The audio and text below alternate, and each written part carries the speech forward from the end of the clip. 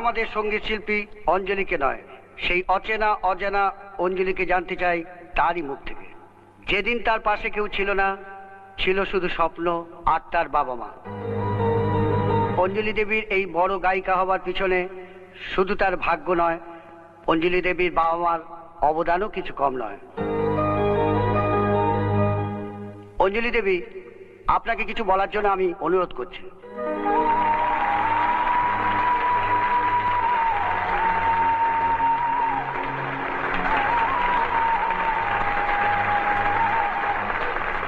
আপনাদের সকলকে আমার নমস্কার।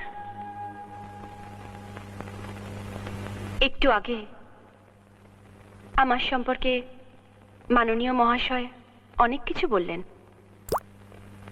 আমার আজকে এই গায়িকা হবার পেছনে নাকি আমার পরিবার, বাবা মার অবদান অপরিসীম। কিন্তু না, এটা ভুল, সম্পূর্ণ ভুল। আমার মতো জীবনে কষ্ট খুব কম মেয়ে পেয়েছে। আমার জীবনে কোনো দিনও সুখ ছিল না, কোনো দিনও না।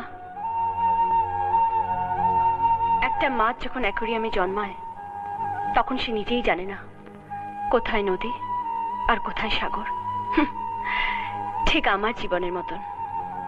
আজকে আপনারা সবাই জানেন আমি একজন নামী গায়িকা, কিন্তু কি করে এই গায়িকার জন্ম হলো সেটা আপনারা কজন লোক জানেন? আমি বলছি, আমার এই গায়িকা হবার পেছনে আমার পরিবারের কোনো অবদান নেই। আমার কথায় দুঃখ পাবেন না। মানুষ যখন নামী হয়ে যায়, তখন যার জন্য সে নামী হলো,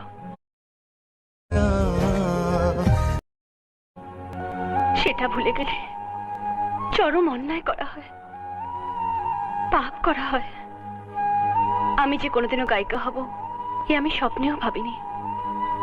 আমাকে গায়িকা করার জন্য যে মানুষটা সারা জীবন নিজেকে উৎসর্গ করেছে, দিন রাত মাথার ঘাম পায়ে ফেলেছে, মিউজিক ডিরেক্টরদের দরজায় দরজায় ঘুরেছে, তাদের বাড়ির বাজার বয়েছে, নিজে সমস্ত অসম্মান পেয়েছে, আমাকে সম্মানের জায়গায় বসানোর জন্য, যার উৎসাহ আর উদ্দীপনায় আমি আজ আপনাদের সকলের সামনে এই বিশাল সম্মান পেতে চলেছি, সেই মানুষটা কে আপনারা জানতে চাইবেন না?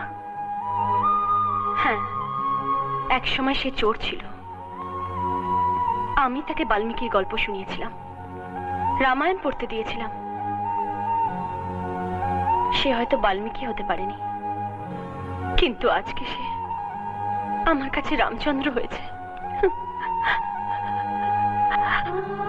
আজ আমাকে আকাশের তারা করে দিয়ে সে দাঁড়িয়ে আছে অনেক নিচে, আড়ালে,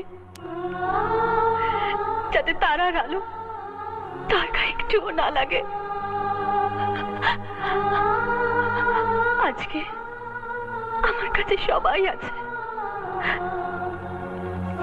নেই শুধু সেই বন্ধু। এত কিছু পাওয়ার পরেও আমার মনে যে শূন্যতা আছে, সেটা সেই বন্ধুত্বটা। আমার এই সম্মান পাওয়ার পেছনে যার অবদান সব থেকে বেশি, তার হাত থেকে পুরস্কার না পেলে এর কোনো মূল্যই নেই আমার কাছে। কে কে সেই লোক? আমি কি তার হাত থেকে পুরস্কার নিতে পারি? নিশ্চয়ই পারেন, কিন্তু কোথায় তিনি? জয়, জয়, তুমি শুনতে পাচ্ছ?